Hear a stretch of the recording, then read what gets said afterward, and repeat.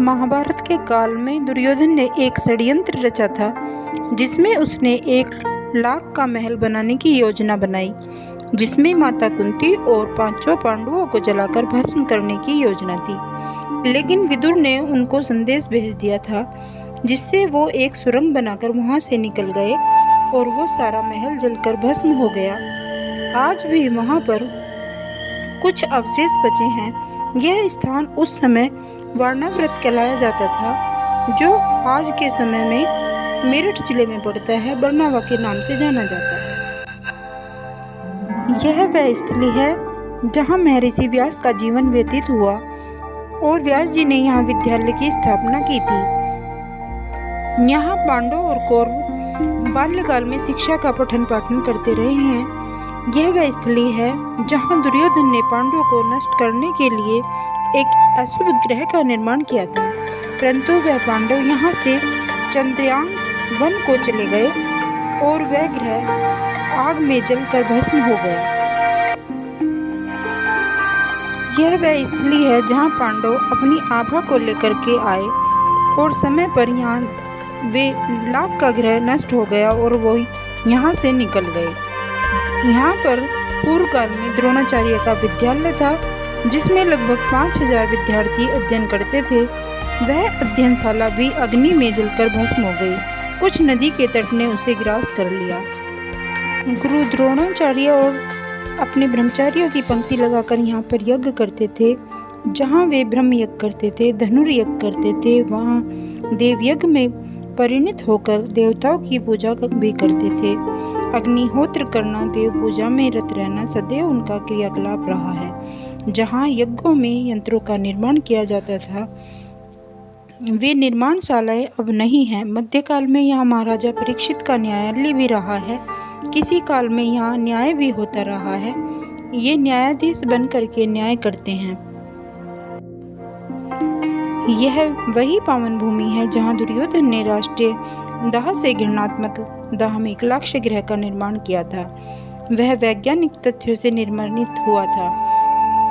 एक भव्य वैज्ञानिक यंत्र वर्णित करा गया था, जिसमें एक विशेष प्रकार की अग्नि जलती और वह भवन भस्म हो जाए। ऐसा दुर्योधन ने राष्ट्र के दाह में किया। जब हस्तिनापुर की आग से अग्निकांड बने, भीम ने यहाँ पर सुरंग बनाई और अपनी माता और भाइयों को लेकर यहाँ से चंद्रायण वन में चले गए। वहाँ पहुँचने के पश्चात उन्होंने एक बाण पृथ्वी में मारा और उसमें से जल की धारा आई। तब माता कुंती और 5 भाइयों ने स्नान करके वहाँ से गमन किया। यह वह स्थान है जहाँ आचार्य द्रोण, महर्षि विभांडक और अनेक प्रकार के ऋषि मुनियों का आगमन होता रहा है। महर्षि जैमिनी जी का भी यहाँ आगमन होता रहा है, जहाँ विज्ञान के बहुत से यंत्रों का निर्माण भी होता रहा है। मध्यकाल में यहाँ राजसी विचारधारा थी, जहाँ गुरु और आचार्य दोनों का संवाद होता हो, जहाँ ऋषि मुनियों की गोष्ठियाँ होती हों। ऐसी इस स्थली पर यहाँ ऋषि मुनियों के विचार और वैज्ञानिकों के वैज्ञानिक विचार होते रहे हैं। महाराज द्रोण यहाँ ब्रह्मचारियों को, राजकुमारों को शिक्षा देते रहते थे। उन्हीं की शिक्षा के माध्यम से अनेक प्रकार की यहाँ विज्ञानशालाएं होती थी। क्रियात्मकता में यहाँ अस्त्रों शस्त्रों का निर्माण भी होता रहा है।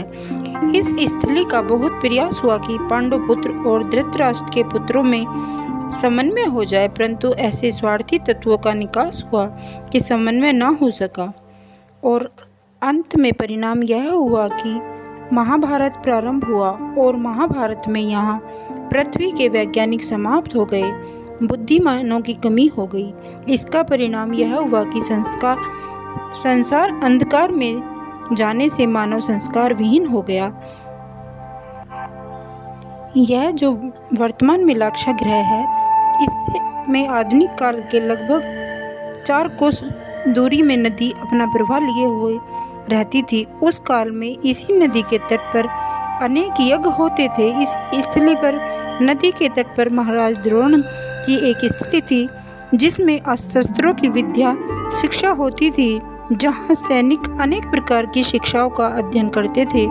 धनुर्विद्या का पठन पाठन होता था। यज्ञशालाएं होती थी। यज्ञशाला में श्वेत केतु नाम के एक ब्राह्मण थे जो ब्रह्मचारी थे। ब्रह्मचारियों से यज्ञ कराते रहते।